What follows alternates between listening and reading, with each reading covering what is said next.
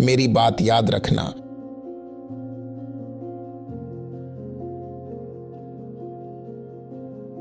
वे सचमुच सबसे शक्तिशाली होती है।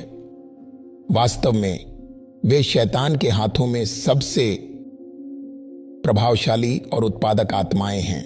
दरअसल वे शैतान की सेनाओं की सेनापति यानी कि जनरल्स हैं। वे सबसे उच्च पद वाली दुष्ट आत्माएं हैं। क्या तुम जानते हो क्यों? क्योंकि उनका प्रभाव कलीसिया और संसार दोनों में अत्यंत गहरा और प्रभावी है। इतनी शक्तिशाली होती है ये। कुछ दुष्ट आत्माएं सिर्फ संसार में ही कार्य कर सकती हैं और उनका कलीसिया पर अधिक प्रभाव नहीं होता, परंतु मरीन स्पिरिट्स शैतान के लिए परिणाम लाती हैं। देखो उन सभी पास्टर्स को जो गिरे, उनका पतन मरीन स्पिरिट से जुड़ा था। या तो वह पास्टर ने किसी स्त्री के साथ संबंध बनाया।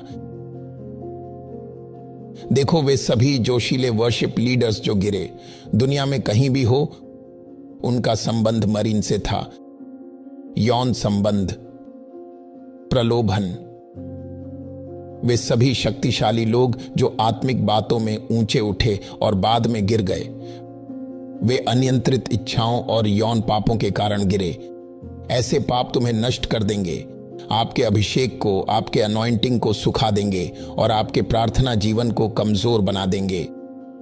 मरीन स्पिरिट्स यही करती हैं। वे आपको आत्मा की गतिविधियों के प्रति कमजोर बना देती हैं। उदाहरण के लिए, जब आप व्यभिचार या परस्त्रीगमन में पड़ जाते हो तो आपके भीतर की प्रार्थना की आग बुझने लगती है।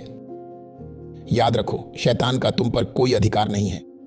यह बात सत्य है जब कोई प्रचारक कहता है कि तुम नया जन्म पाए हुए व्यक्ति हो, नई सृष्टि हो और शैतान का तुम पर कोई अधिकार नहीं है।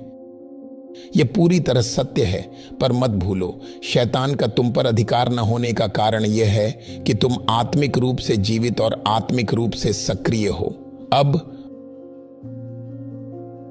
वह केवल एक ही तरीके से तुम पर प्रभाव डाल सकता है, अगर वह तुम्हें ऐसे कार्यों में ले आए जो तुम्हारी आत्मिक गतिविधियों और आत्मिक स्थिति को कमजोर कर दें। जब वह इसमें सफल होता है तो वह तुम्हारे विश्वास को कमजोर कर देता है, तुम्हारे प्रार्थना जीवन को निर्बल बना देता है और तुम्हारे परमेश्वर से संबंध को धीमा और कमजोर कर देता है। समय के साथ धीरे धीरे वह तुम्हारे जीवन में पीड़ा और बाधाएं लाने लगता है।